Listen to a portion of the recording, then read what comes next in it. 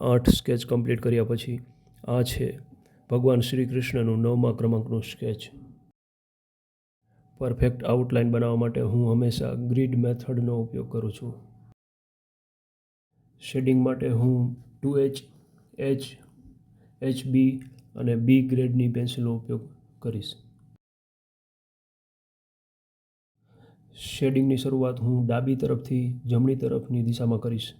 પહેલાં હું background complete કરીશ અને પછી આગળ વધીશ. અમુક ગ્રીડ પર ઓલરેડી મેં શેડિંગ કરી લીધું છે.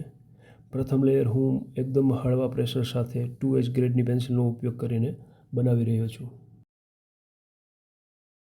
શેડિંગ બાદ સ્મજિંગ માટે હું સોફ્ટ બ્રશનો ઉપયોગ કરી રહ્યો છું અને બ્રશના લીધે જે ડિટેલ્સ આછી થઈ ગઈ છે તે ફરી બનાવવા હું પેન્સિલ ઇરેઝરનો ઉપયોગ કરી રહ્યો છું.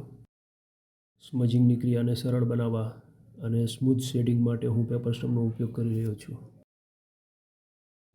તો સમગ્ર પ્રક્રિયા એકદમ રિપીટેડ છે તથા જેમાં હું બહુ જ ઓછા ટૂલ્સનો ઉપયોગ વારંવાર કરું છું, જે અહીં સ્પીડમાં બતાવી દઉં.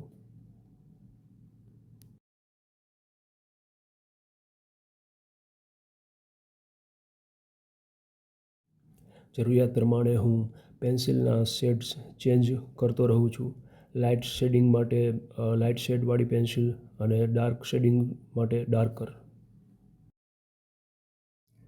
આઉટલાઇન ભૂસાઈ ના જાય કે ખરાબ ન થાય એ માટે હું એક સિમ્પલ પેપરનો ઉપયોગ કરું છું, જે હું પેપરની ઉપર રાખું છું. તો આ સેમ પ્રક્રિયા વડે જ મેં અગાઉના 8 ચિત્રો પણ બનાવ્યા છે, જે તમે અહીં જોઈ શકો છો.